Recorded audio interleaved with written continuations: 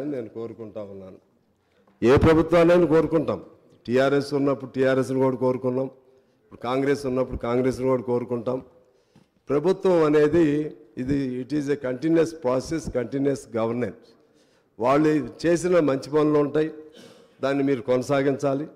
వాళ్ళు చేయలేనటువంటి పనులు ఏమన్నా, మంచి పనులు చేయలేకపోతే వాటిని మీరు టేకప్ చేయాలి. వాళ్ళు చేసినటువంటి తప్పులు ఏమన్నాయో అది మీరు అర్థం చేసుకోవాలి. ఆ తప్పుల్ని చేయకుండా మీరు ముందుకు వెళ్ళాల్సిన అవసరం ఉంది. ఇందాక లాంగ్ డిస్కషన్ జరిగింది.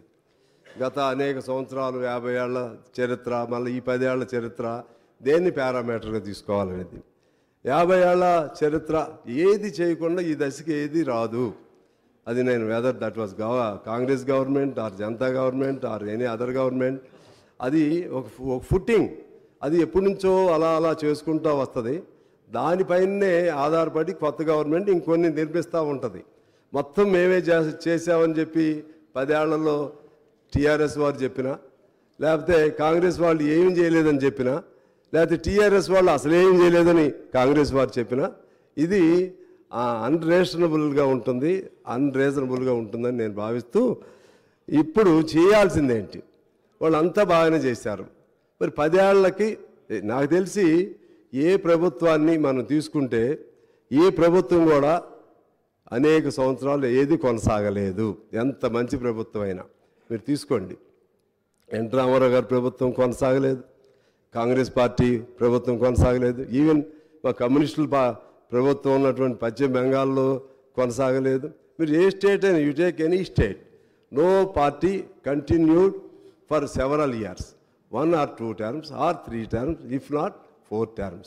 ఎవరైనా సరే ఏదో సందర్భంలో ప్రజల దానిపైన యాంటీ ఇన్కంబెన్సీ వస్తుంది, లేకపోతే ప్రజల అంబిషన్స్ పూర్తి కాలేదనే భావంతో వస్తుంది, ఓడిస్తారు.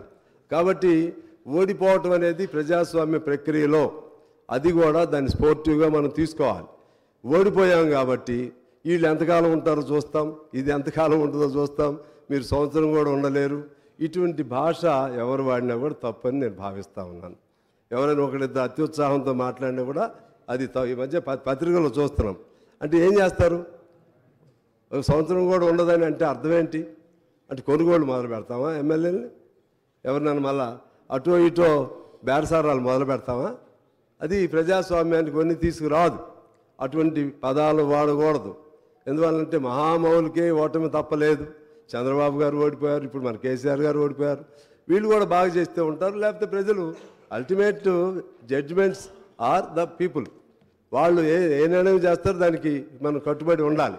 కానీ మన తెలంగాణ సంస్కృతిని, తెలంగాణలో ఉన్నటువంటి మన ప్రజలలో ఉన్నటువంటి నీతి నిజాయితీల్ని పక్కదారి పట్టించే విధంగా గత 10 ఏళ్లలో అనేక కొనుగోళ్ళు, అమ్మకాలు విపరీత స్థాయిలో జరిగాయి.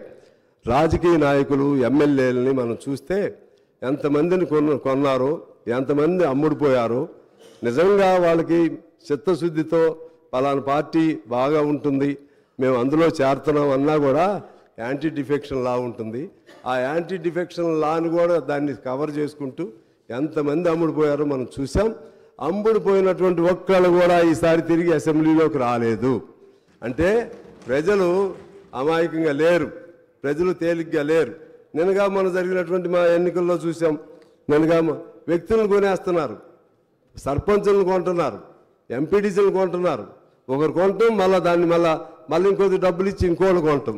ఈ కల్చర్ ఇది ఎక్కడి నుంచి వచ్చింది, ఎలా వచ్చింది? చివరికి భారతదేశంలో నాకు తెలిసి తెలంగాణలో ఉన్నటువంటి ఒకనాడు తెలంగాణ అంటే పౌరుషాల గడ్డ, ఇది పోరాటాల గడ్డ, తిరుగుబాటుకి బానిసత్వం లేకపోతే స్వేచ్ఛ లేనటువంటి తనానికి వ్యతిరేకంగా నిలబడ్డటువంటిది. దీనిలో అటువంటి కల్చర్ని ఎవరు కూడా డెవలప్ చేయకూడదు అనేది నేను కోరుతా ఉన్నాను. ఎందుకు ఆ సందర్భం ఎందుకు చెప్తున్నానంటే, జరిగిన తప్పులు జరిగినాయి, ఇక నుంచి జరగొద్దు. మీకు ఉదాహరణ చెప్తాను. 2011లో లెఫ్ట్ ఎల్డిఎఫ్ కేరళలో ఓడిపోయింది. ఎంత తేడాతో ఓడిపోయింది? 0.09 ఓట్ల తేడాతో. ఎన్ని స్థానాల తేడాతో ఓడిపోయింది? కేవలం నలుగురే అప్పుడు యూడిఎఫ్కి ఎక్కువ ఉన్నారు అక్కడ. కానీ ఎల్డిఎఫ్ ఒక స్టేట్మెంట్ ఇచ్చింది, మీరు నిశ్చింతగా పరిపాలన చేసుకోండి, మేము ఎటువంటి అస్థిరత కల్పించం, మీ ప్రభుత్వానికి ఎటువంటి ఇబ్బందులు కల్పించం అని స్టేట్మెంట్ అంటే కమ్యూనిస్టు నాయకత్వంలో ఉన్న ఎల్డీఎఫ్ ప్రకటన చేసింది. 5 ఏళ్ళు కూడా సహకరించింది. ఆ పద్ధతుల్లో మనం ఒకరికొకరు సహకరించుకుని ముందుకు వెళ్ళవలసినటువంటి అవసరం ఉందని నేను మనవి చేస్తూ ఉన్నాను. అదేవిధంగా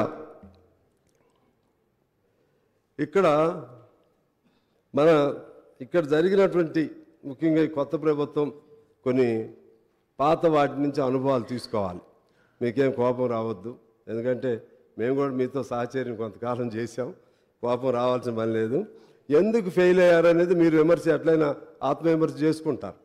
సహజంగా 2 సార్లు చేశారు. వాళ్ళు ఎందుకు ఫెయిల్ అయ్యారు అనేది మీరు జాగ్రత్త తీసుకోవాలి.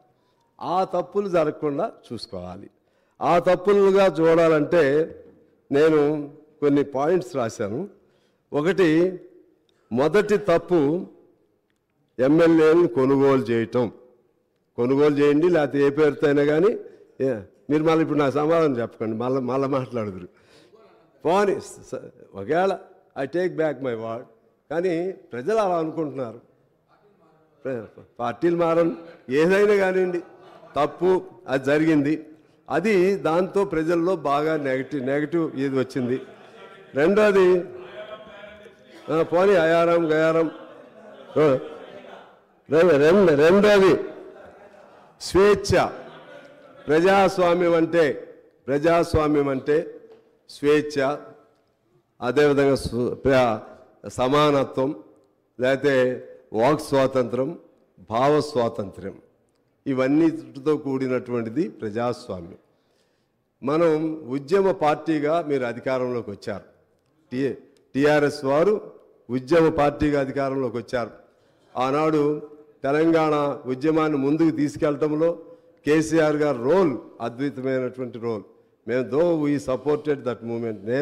నేను కూడా అప్పుడు ఎమ్మెల్యేగా ఉండి కేసీఆర్ గారిని ఖమ్మంలో తీసుకొచ్చినప్పుడు I was the lone MLA who went there and who consoled him and who tried to bring him from the hospital to the street. ఆ విధంగా నేను ప్రయత్నం చేశాను. ఆయన జైల్లో పెడితే నేను వెళ్ళాను. నేను 500 కిలోమీటర్లు పాదయాత్ర చేశాం. అప్పుడు తెలంగాణ ఖమ్మంలో లేదు. 7 రోజులు ఇండెఫినెట్ హంగర్ స్ట్రైక్ చేశా. 7 రోజులు ఇండెఫినెట్ హంగర్ ఎవరిని పెట్టారు? ఫస్ట్ ఖమ్మం జైల్లో తీసుకొచ్చి, నాకు తెలుసు ప్రభాకర్ గారు, ఫస్ట్ అక్కడికి తీసుకొచ్చారు. అక్కడి నుంచి తీసుకొచ్చి హాస్పిటల్కి తీసుకొచ్చారు. జైల్లో 1 రోజు ఉంచారు. అక్కడి నుంచి మరుసటి రోజు హాస్పిటల్కి తీసుకొచ్చారు. నాకు తెలుసు. అవును, ఫస్ట్ మేము వెళ్ళామండి, పువ్వాడ గారు నేను ఇద్దరం వెళ్ళాము. తీసుకొచ్చి అక్కడి నుంచి తీసుకొచ్చారులేండి, తెలుసు అప్పటికి. సరే, ఓకే. అయితే అటువంటి ఆయన పాత్రని మేము ఎప్పుడు కూడా, కాకపోతే ఎవరు చేయలేని పద్ధతుల్లో ఆయన ఉద్యమాన్ని జాగ్రత్తగా నడిపారు. ఆ తర్వాత జరిగిన ఈ 10 ఏళ్ల కాలంలో ఎవరెవరు ఎన్నిసార్లు జైలుకి వెళ్ళారు, ఎవరెవరు ఎన్నిసార్లు హౌస్ అరెస్టులు అయ్యారు, ఇది ఒకసారి మనం తీసుకోవాలి, గమనంలో తీసుకోవాలి.